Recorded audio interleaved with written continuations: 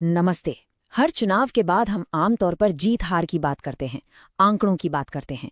लेकिन आज हम आंकड़ों से परे उनके पीछे की कहानी को समझने की कोशिश करेंगे।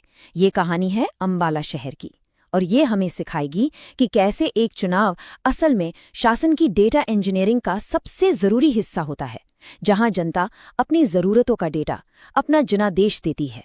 11,131 ये सिर्फ एक नंबर नहीं है, ये वो वोट हैं जिन्होंने 2024 में अंबाला शहर की राजनीतिक दिशा को तय किया।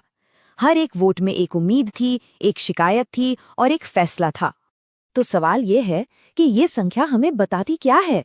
ये सिर्फ जीत और हार का हिसाब नहीं है, ये एक शहर की धड़कन की कहानी है, उसकी उम्मीदों की कहानी है और उन जमीनी सच्चाइयों की कहानी है जिन्होंने इस बड़े बदलाव को जन्म दिया। इसका जवाब जमीन के डेटा में लिखा है और हमें बस उसे पढ़ना सीखना होगा, क्योंकि असली राजनीति हवा में नहीं बल्कि लोगों की रोजमर्रा की जिंदगी में, उनकी समस्याओं में बसती है। तो चलिए इस डेटा को एक एक करके समझते हैं। अब जरा 2019 और 2024 के नतीजों पर नजर डालिए। एक जबरदस्त उलटफेर। जहां 2019 में बीजेपी ने 42% से ज्यादा वोट लेकर आराम से सीट जीती थी, वहीं 2024 में कांग्रेस ने लगभग 51% वोट शेयर के साथ पूरी बाजी ही पलट दी। ध्यान देने वाली बात यह है कि कांग्रेस का वोट शेयर सिर्फ 13% से बढ़कर सीधे 51% हो गया। ये कैसे हुआ?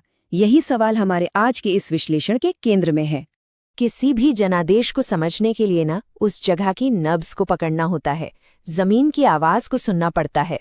तो चलिए सबसे पहले अंबाला के वोटर्स के मन में क्या था और किन मुद्दों ने इस चुनाव को ये दिशा दी, उसे समझते हैं। तो अंबाला के लोगों के लिए सबसे बड़े मुद्दे क्या थे? देखिए, डेटा बिल्कुल साफ है। सबसे बड़ी चिंता थी आर्थिक तंगी, यानी महंगाई और बेरोजगारी। इसकी तीव्रता बहुत ज्यादा आंकी गई है। इसका मतलब है कि घर का बजट, युवाओं के लिए नौकरी और छोटे व्यापार की मुश्किलें लोगों के मन पर सबसे ज्यादा भारी थीं। इसके बाद ग्रामीण संकट और शहरों का बिगड़ा हुआ बुनियादी ढांचा, ये बड़े मुद्दे थे। इस पे एक पल के लिए रुकते हैं। आर्थिक कठिनाई बहुत ज्यादा। जब परिवारों के लिए महीने का खर्च चलाना मुश्किल हो जाता है, जब पढ़े लिखे नौजवानों को मौके नहीं मिलते, तो ये बेचैनी और गुस्सा एक बहुत मजबूत राजनीतिक संदेश में बदल जाता है। अंबाला की कहानी का ये सबसे अहम पहलू है। अब जरा इस क्षेत्र की बनावट को भी देख लीजिए। लगभग 2,60,000 मतदाता। यहाँ की अर्थव्यवस्था व्यापार और ऑटो हब पर टिकी है, जिसमें एक सुस्ती देखी जा रही थी। और सबसे जरूरी बात, 2024 में मतदान प्रतिशत बढ़ा।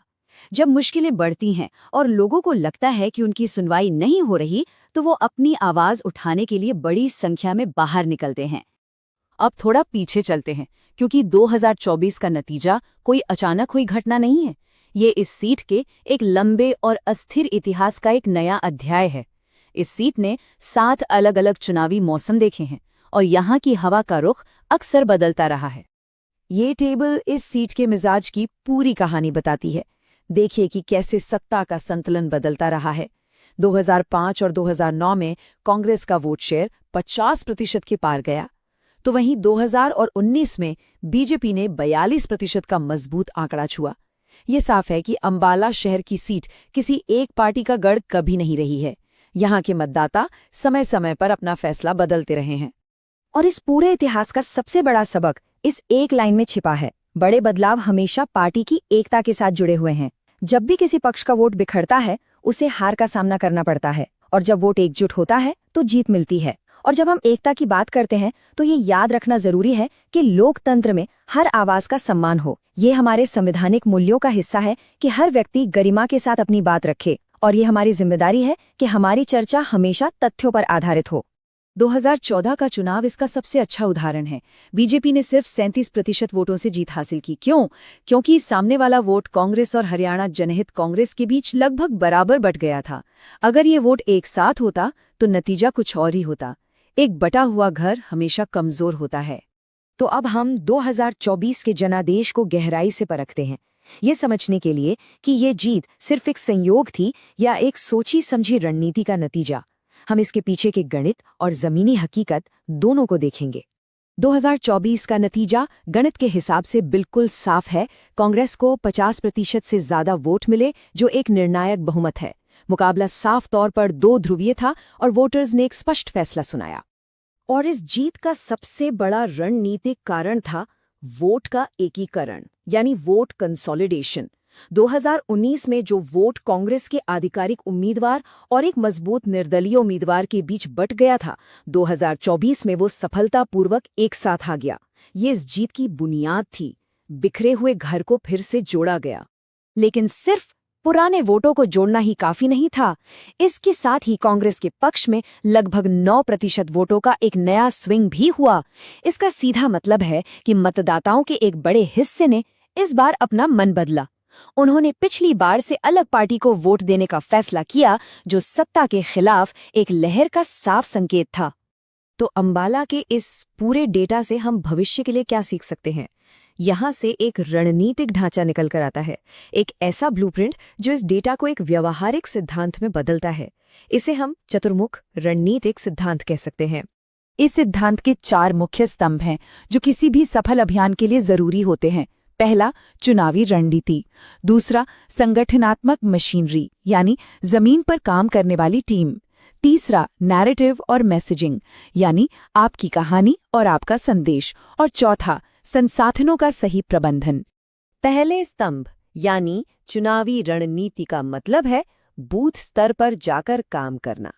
जैसा 2024 में हुआ, बिखरे हुए समर्थकों को एकजुट करके एक मजबूत गठबंधन बनाना और अपना ध्यान उन समूहों पर केंद्रित करना जिन्होंने वो लगभग 9% का स्विंग दिया, जैसे कि युवा, महिलाएं और शहरी गरीब। दूसरा और तीसरा स्तंभ, संगठन और नैरेटिव, एक साथ काम करते हैं। एक मजबूत जमीनी टीम के बिना सबसे अच्छा संदेश भी लोगों तक नहीं पहुंचता। और नैरेटिव कैसा हो? ठीक वैसा जो अंबाला के वोटर ग्रीवेंस डेटा से निकल कर आता है। स्थानीय विकास की कमियों पर फोकस और चुनाव को महंगाई और बेरोजगारी जैसे मुद्दों के इर्द गिर्द रखने वाला नैरेटिव। अब हम अपने विश्लेषण के अंतिम हिस्से पर आते हैं। चुनावी रणनीति को उसके असली मकसद से जोड़ते हैं, जो है प्रभावी शासन। क्योंकि चुनाव जीतना अंत नहीं, बल्कि जिम्मेदारी की एक नई शुरुआत है। और जब डेटा शासन का आधार बनता है, तो हमारी जिम्मेदारी और भी बढ़ जाती है। हर नागरिक की निजी जानकारी, उनकी प्राइवेसी का सम्मान करना और उनकी सहमति लेना, ये सिर्फ कानूनी नहीं, बल्कि एक नैतिक दायित्व भी है, जैसा कि हमारे देश का डेटा प्रोटेक्शन फ्रेमवर्क भी कहता है। और ये विचार इस पूरे विश्लेषण का सार है। चुनाव असल में शासन की डेटा इंजीनियरिंग है। जिस डेटा का विश्लेषण करके चुनाव जीता जाता है, वही डेटा बताता है कि लोगों की असल समस्याएं क्या हैं और एक प्रतिनिधि को अगले 5 साल किन मुद्दों पर काम करके लोगों का विश्वास बनाए रखना है। तो हम इस एक सवाल के साथ आज की बात को समाप्त करते हैं। क्या जनादेश सिर्फ चुनाव के दिन जीता जाता है, या उसे अगले 5 साल बूथ दर बूथ लोगों के बीच रहकर उनके काम करके बनाया जाता है? अंबाला का डेटा यही बताता है कि असली जनादेश निरंतर सेवा और लोगों की आवाज सुनने से ही बनता है। अगर आप एक जन केंद्रित नेता बनकर अपने क्षेत्र का उत्थान करना चाहते हैं, तो blueprintstrategies.ai से संपर्क करें। ईमेल है mgr@blueprintstrategies.ai या कॉल करें 08042041602। राजनीति से परे एक मकसद।